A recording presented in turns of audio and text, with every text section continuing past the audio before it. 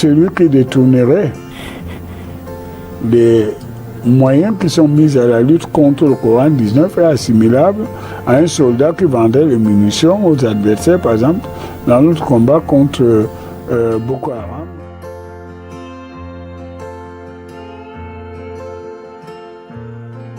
Je crois que si en fin de compte, il s'avère que ces gens sont des coupables, parce que personne ne peut tolérer que pendant que nous traversons des moments très difficiles au Cameroun, avec toutes les crises que nous vivons, qu'on parle quand même un détournement, c'est-à-dire que des gens aient décidé de se partager 180 milliards.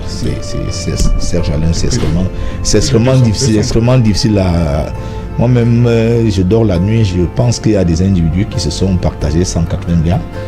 Moi-même, je fais des cauchemars. C'est l'ensemble des Camerounais qui font ce type de cauchemar-là maintenant. Et vous voyez à quel niveau les gens qui sont indexés peuvent être pris en partie.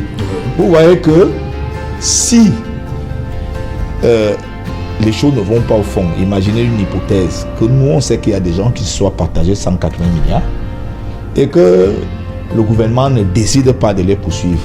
Mais nous, on peut les poursuivre. Mais les Camerounais peuvent les poursuivre au quartier.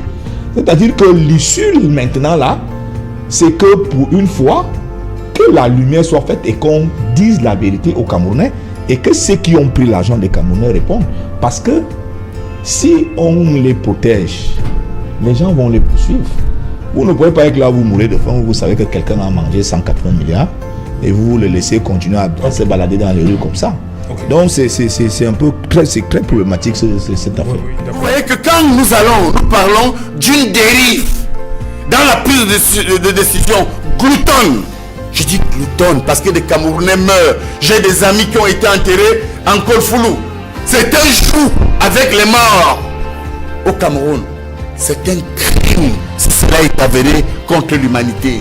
Ils doivent être punis parce que c'est inacceptable. C'est criminel. Vous vous rendez compte?